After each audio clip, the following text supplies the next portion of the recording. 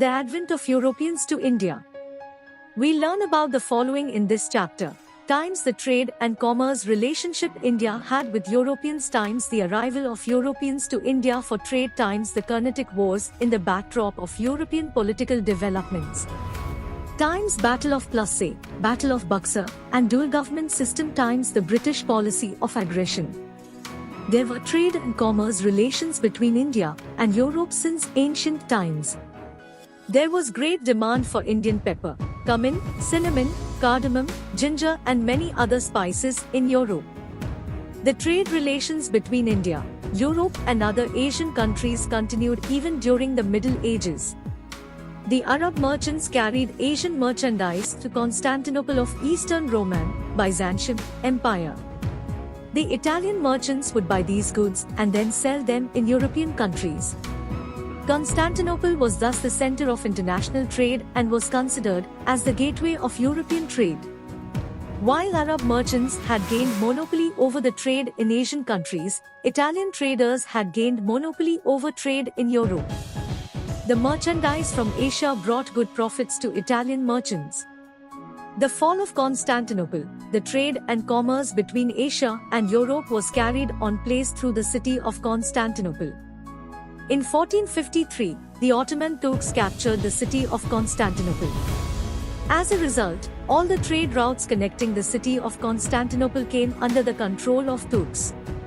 The Turks started levying too many taxes on the goods passing through these routes. As a result, trade became unprofitable.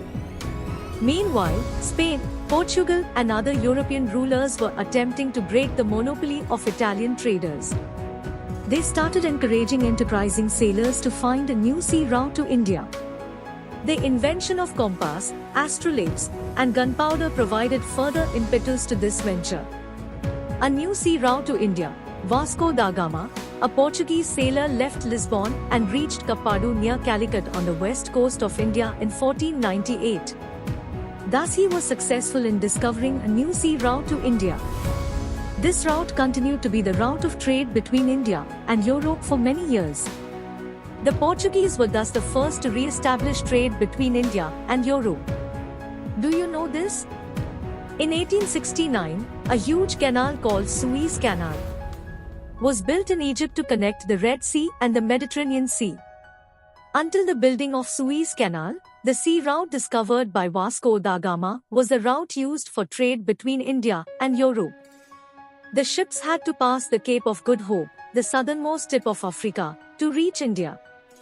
European trade companies, with the success of the Portuguese, the Dutch, French and the English arrived in India for trade. This development not only changed the history of India, it also changed the history of European countries. The Portuguese were the first to arrive in India for trade and were also the last to leave India by the sea route. After Vasco da Gama, Francisco de Almeida arrived in India as the Viceroy of the Portuguese.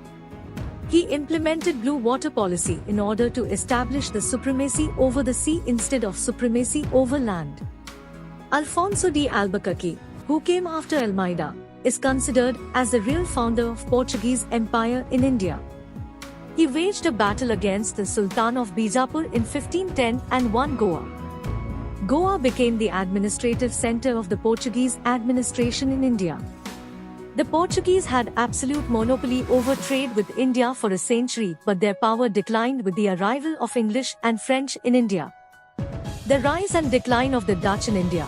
In 1602 the Dutch East India Company came to India and established trading centers at Surat, Broch, Cambe, Cochin, Nagapattinam, Masulipatinam and Chinsaw.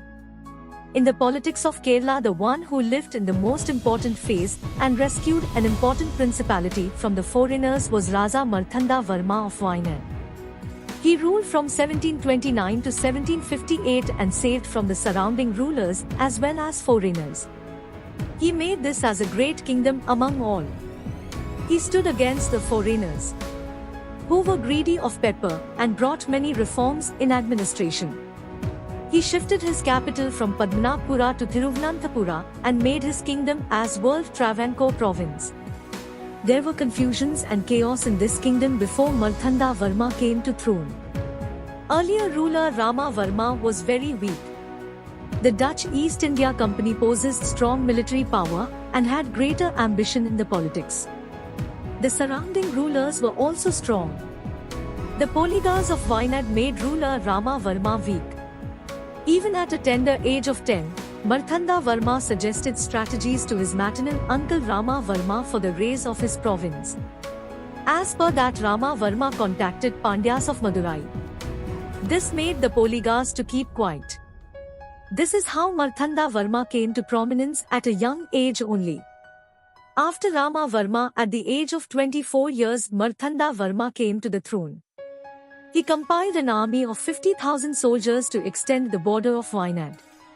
He occupied the pepper-growing areas. By this time, the Dutch, who were trying to monopolize, was defeated by Marthanda Varma. He controlled the surrounding areas and made them to oppose the Dutch. The Dutch, with help of the provinces like Tayankulam, Kochi, Purakkad and Vadkonkur, attacked on Travancore. Raja Marthanda defeated them and captured Nedumangala and Kottarakar trading centers. He also wrote a strong letter to the Dutch that he would never give up the trade rights of pepper to any foreigners. In 1741, the Dutch declared war on Travancore with Kottarakar province in the forefront. Some of the local provinces also joined the Dutch. But Marthanda Varma's army strongly sent it back.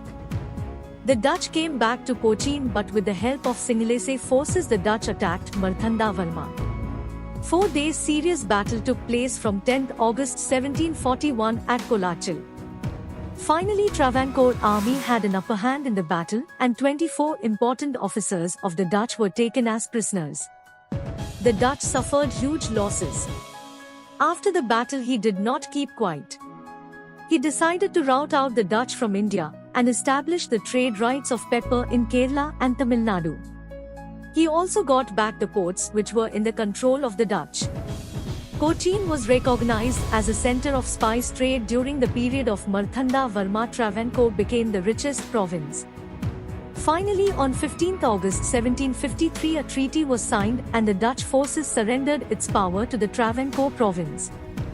This is how the period of Marthanda Varma has been recognized as an important phase in the history of India. The rise of the English in India and the acquisition of the islands of Southeast Asia by the Dutch were the factors for the decline of the Dutch power in India. Know this, the warehouses were places for storing merchandise. Huge walls were built around these warehouses to provide protection. The English, on 31st December 1600, Queen Elizabeth issued a royal charter authorizing the East India Company to trade with eastern countries for 15 years. The company started the trade formally in 1613.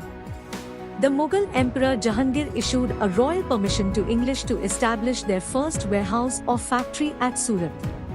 In 1617, Sir Thomas Roe arrived at the court of Jahangir as the royal ambassador from the court of James I. He sought permission from Jahangir to establish factories in other places of Mughal Empire. The English established factories at Agra, Ahmedabad and Bhuj. In 1639, the English took Madras from the king of Chandragiri and established a strong fort named St. George Fort. Later, Charles II, the Prince of England, gave Bombay on an annual rent of £10 to East India Company in 1668. In 1690, the English purchased 3 villages, namely Suknoti, Calcutta and Govindpura on the banks of Hooghly River and built Fort William.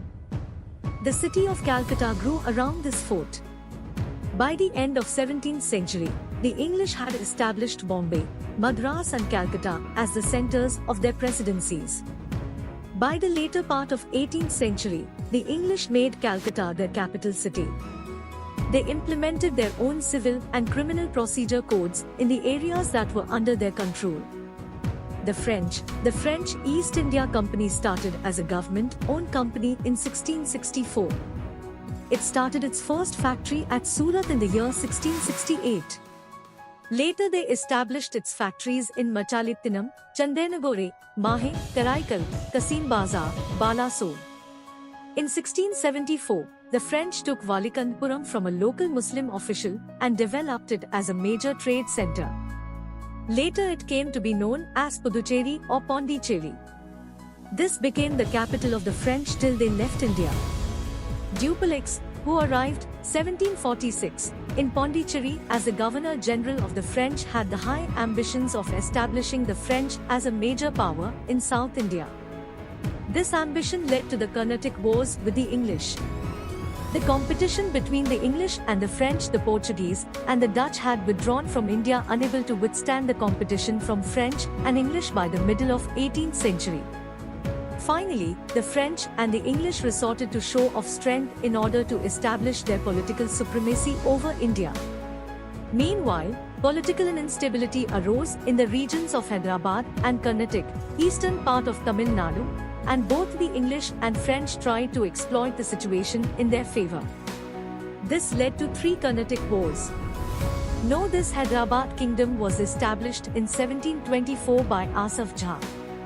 His feudatory Dost Ali, who was ruling Carnatic region, was not loyal to him. The Marathas killed Dost Ali in 1740 and looted Carnatic and imprisoned his son-in-law Chandrashekhar in Satara. Asaf Jha named Anvaruddin as the Nawab of Carnatic in the place of Dost Ali. First Carnatic War, 1746 to 1948. On the request of Dupleix, La Bourdonnais, a French military leader from Mauritius, invaded Madras and captured it from the English.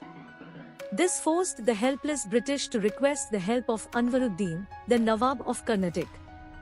The army sent by Anvaruddin failed to defeat the French at Madras. Finally, La Bourdonnais took money from the English and returned Madras and went back to Mauritius.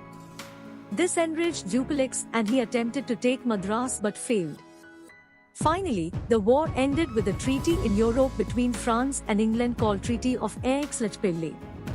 Know this: the Nizam of Hyderabad, Asaf Jha, died in 1748. A tussle started between his son Nasir Jung and his daughter's son Muzaffar Jung for the throne. On the other hand, a fight had broken out between Chandrasaheb, who was released from the Maratha prison, and Anvaruddin in Carnatic. The French extended their support to Muzaffar Jung in Hyderabad and Chandrasaheb in Carnatic. The English extended their support to Nasir Jung and Anvaruddin. In 1749, the combined forces of French, Chandrasaheb and Muzaffar Jung defeated Anvaruddin and killed him in the Battle of Ambur. As a result, Chandrasaheb became the ruler of Carnatic. Muhammad Ali, son of Anvaruddin, stayed at Tiruchinappalli with the help of the English. In Hyderabad, Muzaffar Jung became the Nizam by killing Nasir Jung with the help of French and Chandrasaheb.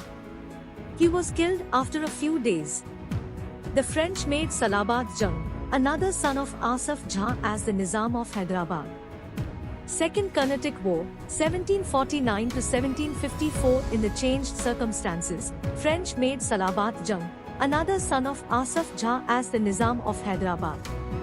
An officer named Bassi was appointed in Hyderabad for his protection by the French.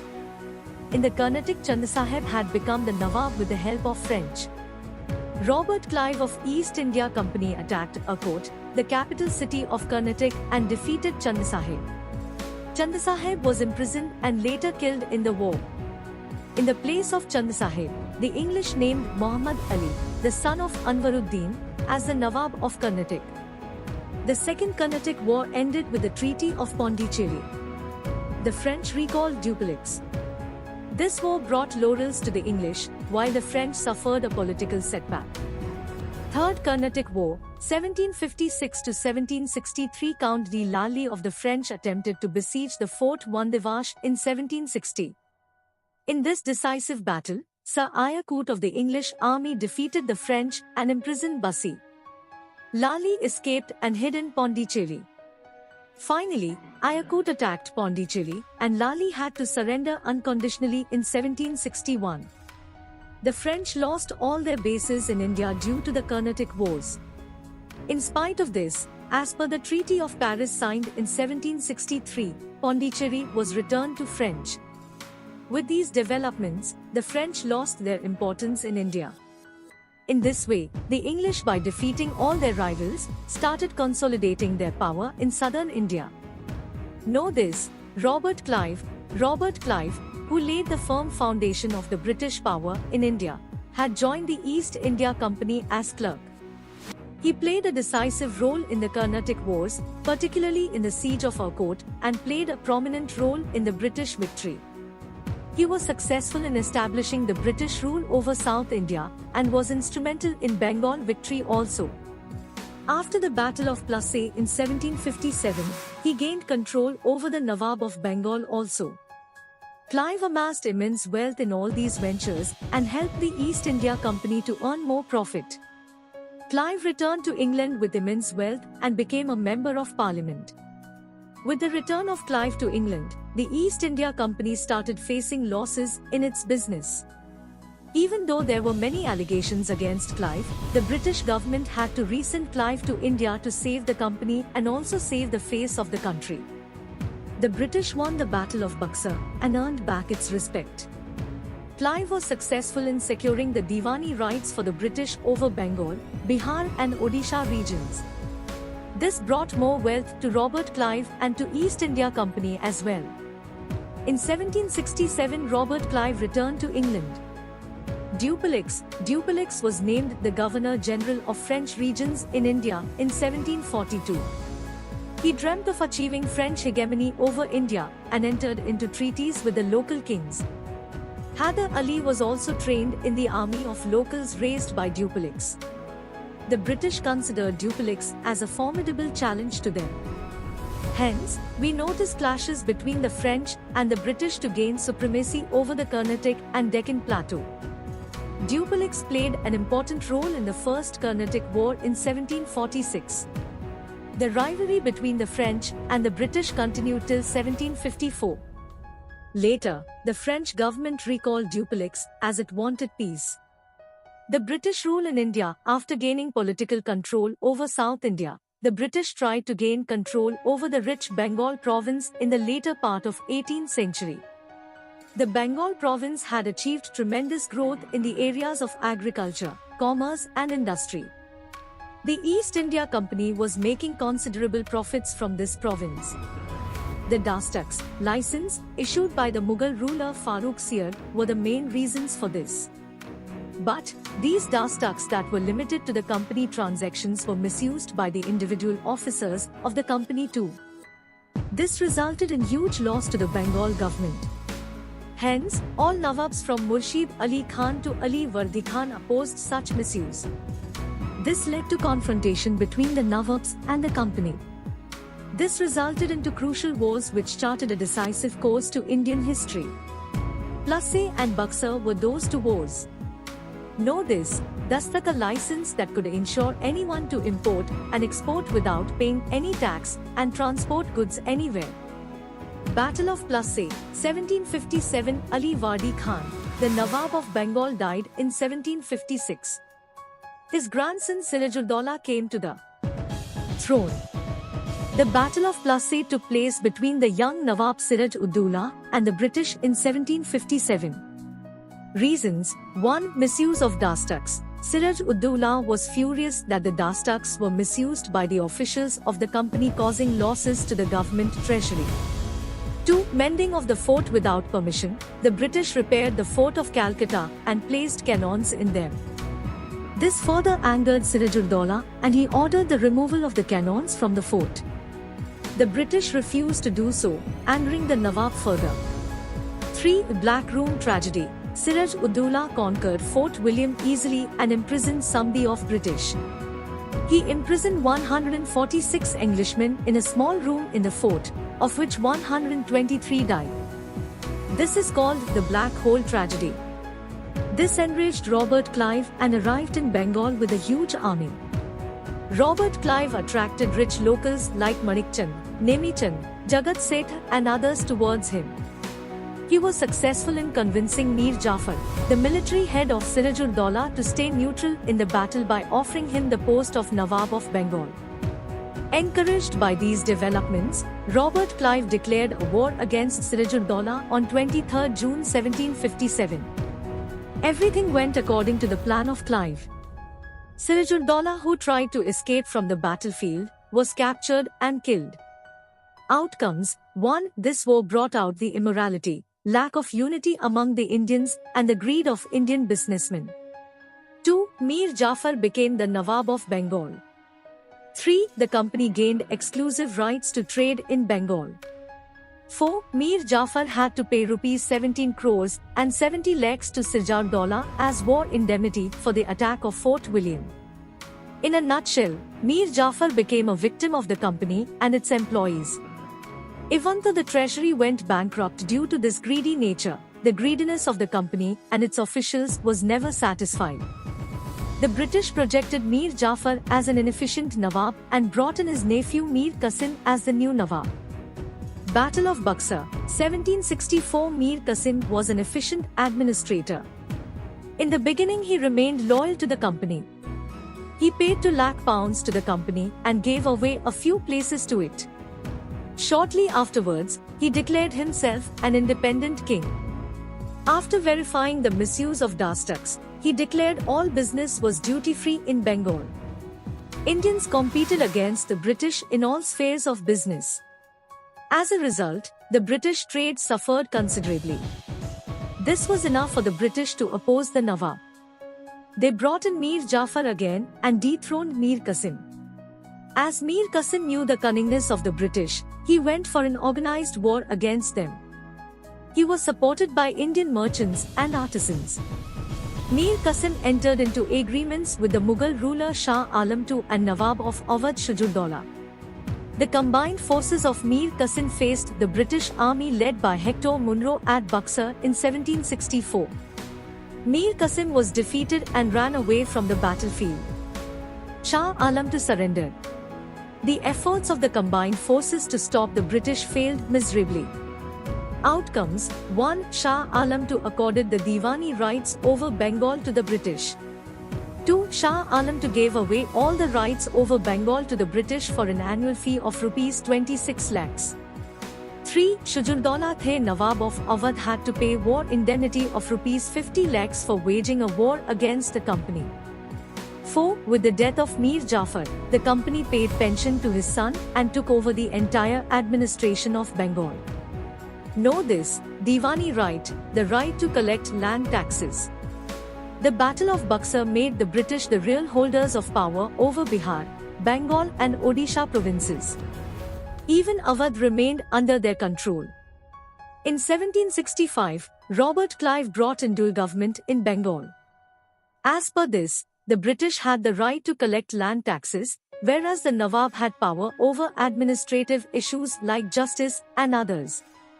In this way, the British gained political control over India to protect their business interests. Know this: 1600, the East India Company was established in England. 1602, Dutch East India Company was established. 1617, the Mughal Emperor Jahangir issued a royal charter allowing the British to conduct trade in Surat, on the west coast, and in Hooghly on the east coast. 1639, the English established their first warehouse in Surat. 1664, the French East India Company was established.